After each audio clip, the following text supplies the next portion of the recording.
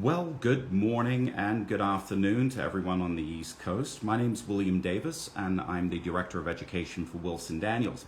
And I want to welcome everyone to spending a little bit of time with us as we get ready to go live with our esteemed Director of Winemaking for Domaine Laroche, Gregory Viennois, who is actually in the south of France right now. He's harvest is off and running, as it tends to be in mid to late August, but he's in the south of France right now.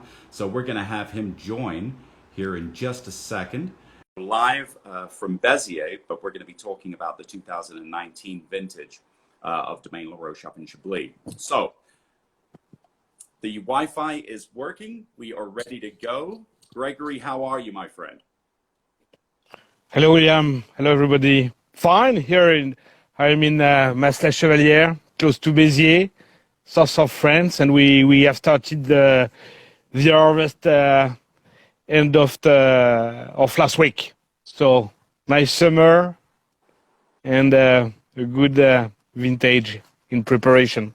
Well, good. But a low vintage in terms of in crop. You know, it's funny that you're down in Béziers because, you know, with all of the challenges that we've seen both in the news and you know, from everyone on the other side of the pond posting, you know, whether or not it was frost, some high pressure in certain areas. How were things in Béziers and the south of France compared to places like Burgundy and even the northern parts of the Rhone or even Bordeaux? So, you know, the Languedoc is a very large area with different appellation, different terroir, different exposures. So it's why there is no one situation in the south of France.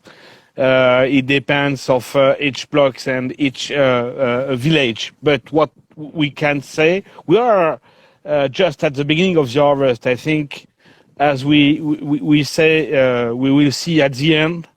After the harvest, and we will can do the final count after the harvest. But what we can say, we have some damages in some plain and in some slopes. But it depends. But what we can say, we are sure we have not a full yields this year. So we'll see. But yeah, it's a very specific, special vintage here in France. That it is. I mean, you know, I know that, you know, certain other vintages have been compared, 77, you know, some very low yielding vintages, but hopefully it's not going to be like a 72, you know, where, you know, yields were low and, you know, there was a lot of challenges as well in terms of the quality. So, you know, let's talk a little bit about Chablis itself, because I'd imagine you'll probably start harvest there in the next couple of weeks.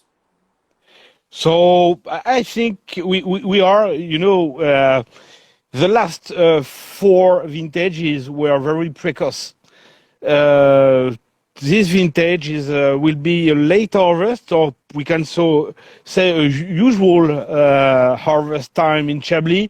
I think it's too early to say this with a lot of precision, but we can say we are going to start last week of September. Okay. That means it will be fall harvest, and it was the case before. That means we have a regular vintage for Chablis. That means a vintage will be in October. Wow. Well, if anything, you know, you're going to get physiological ripe fruit.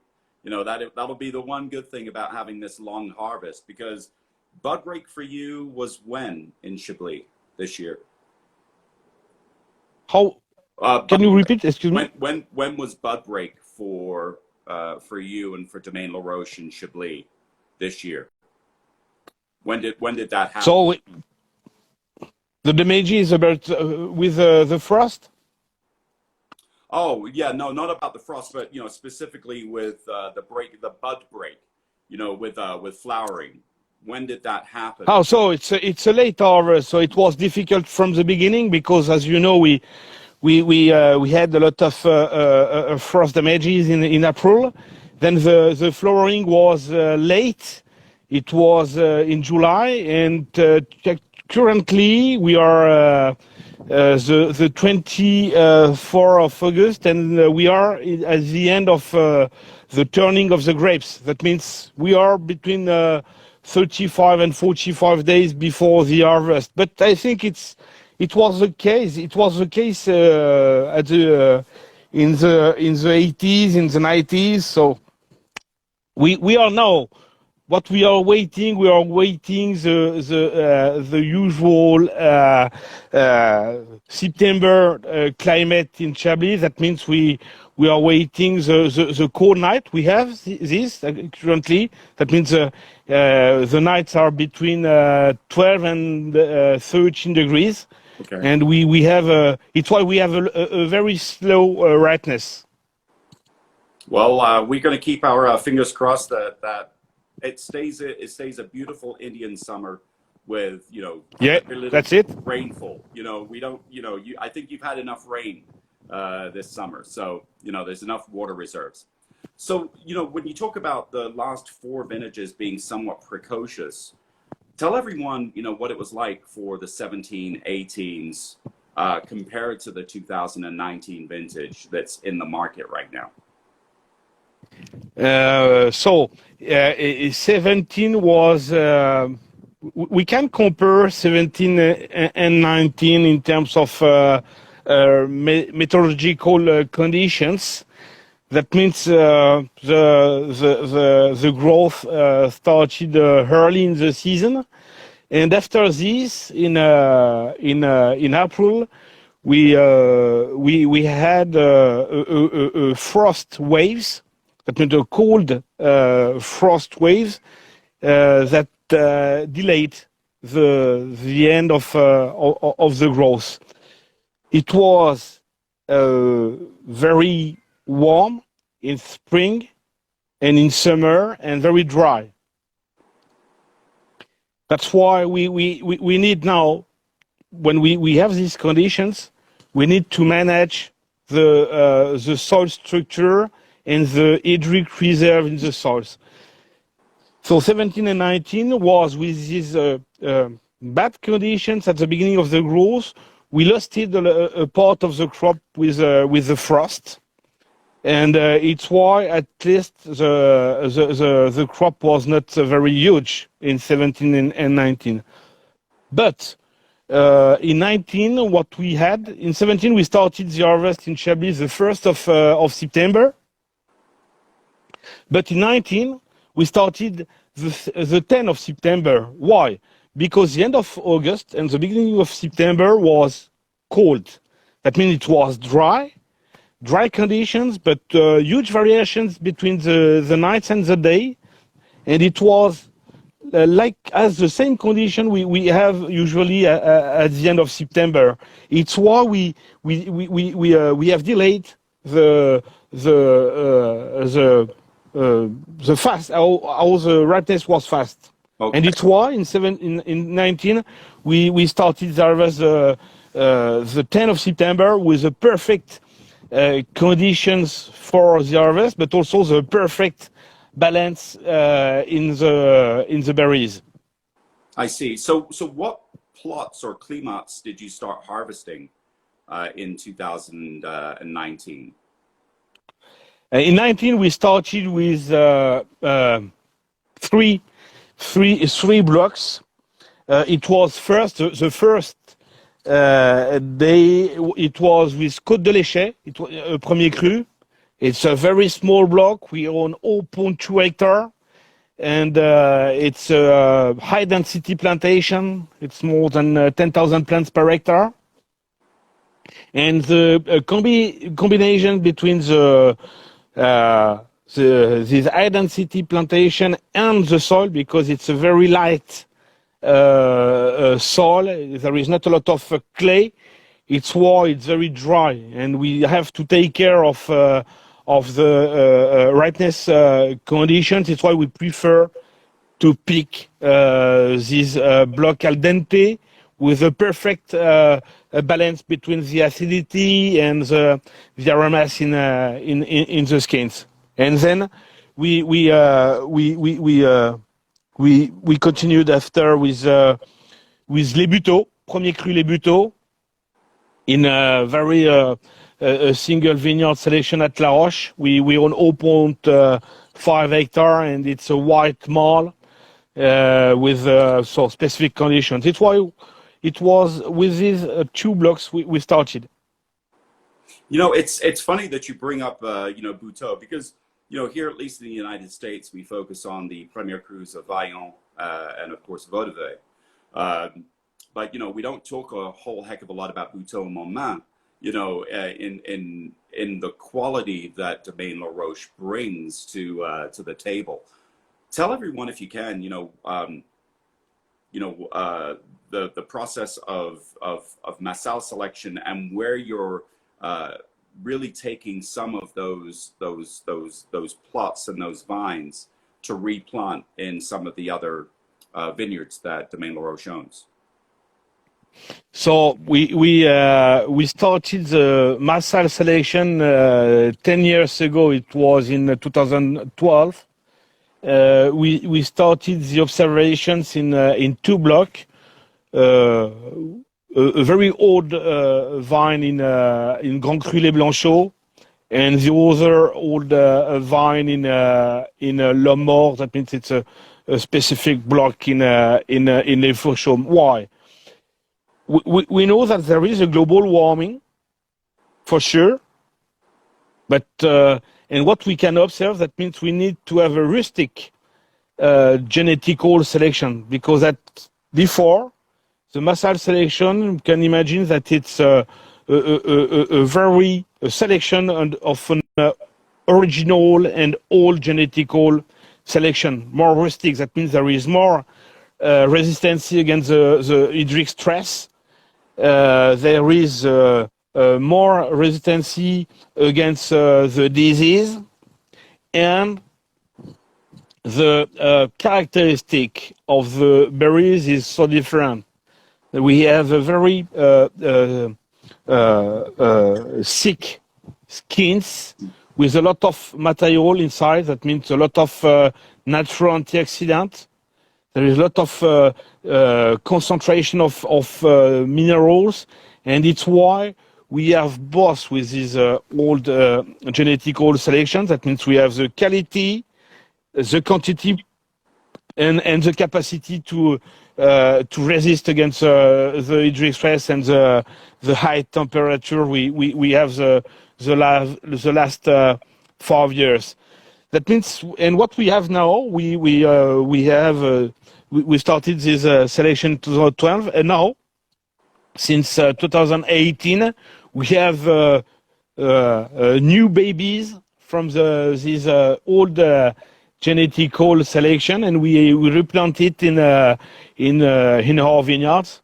We have replanted in 19 0.4 hectare in Les Clos with this selection of Massal selection, and I think it's a long term. We know that it's a work for the next 20 or 30 years.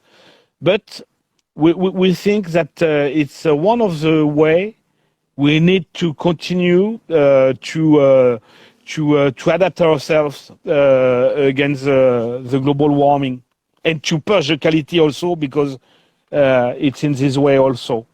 No, I would agree. And, you know, to have, you know, source material, raw material from both Fauchaume and especially Blanchot, the pedigree is there.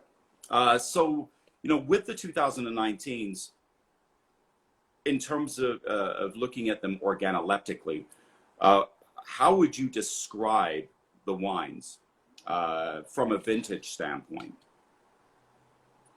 What if we have some words to describe 19? It's incredible, the adaptation of the whole vineyard to resist against the global warming. What a precision in the wine, what a vibration, what a huge concentration of energy. If we compare two premiers crus, because as you know, Chablis, it's not one appellation with only one type of terroir. That means each block, each premier cru is so specific. And at Laroche, we have two emblematic premier crus. We have Les Vaudevets. Les Vaudevets, it's a very a singular block, a singular valley. And when you test Les Vaudevets, it's like a liquor. In 19, it's a liquor of limestone because it's precise, it's pure, and there is a concentration of saltiness. You can taste the origin of the soil, the ocean origin of the soil. And I think it's 19 could be defined with these words: the precision, the energy, and the concentration. That means you have all the characteristics to do a great vintage. No, I think you're right. I mean, because I've got the 2019, the Vaudevet in my glass, and there's a little bit more, weight and, there's this richness in terms of the fruit, as well as a little bit more glycerol in the 2019s compared to, what I call other cool vintages or cooler vintages like 11 or 13 even. But there is still this minerality that runs through the core of the wine. So you can, the nose is a perfect, because in Les Vaudevets we need to harvest with at a very precise time, because if we wait a little bit too much, we lost this energy and this crystality, and it's why the nose, it's always very discreet. It's very very young with a lot of white blossoms. There is a lot of nuts of lime zest. It's very delicate. For me, Les Vaudevets, it's a perfect wine to be paired with very simple and fresh seafood or fresh vegetables. That means not overcooking food with Les Vaudevets. It's so pure. Yeah, I actually had it with zucchini last month. And yeah, it was really good. Just that, a little bit of olive oil, some salt and pepper, worked extremely well. Well, I know that time flies. It's amazing. How much that we can possibly fit into 20 minutes of talking about the 2019 vintage. But is there anything else that you want to tell everyone that's on the feed or on the live? Anything new that's going on? So what we can say, it's to when you discover and when you taste the Domaine Laroche wines, I think you can taste the specificities of each premier cru, and for me there is not a hierarchy position for each of them. Be curious and don't hesitate to discover for example, one of the 12 premier cru we are luckily owned in Chablis, and you will travel on the appellation and you will taste the characteristic of each source and each terroir. Well, very cool. Well, thank you again, Gregory. Good luck with the rest of harvest. I know that you've been out in the fields working all day, so it'd be nice to sit down with Giraud and have a good glass and enjoy the fruits of your labor. And thanks to oh, sorry, please. Thank you, William. It is my pleasure. And check us out for more Instagram lives as they're coming up with our other winery producers around the world on Wilson Daniels. So check us out. Stay safe out there. And cheers. Bye, Greg. Cheers.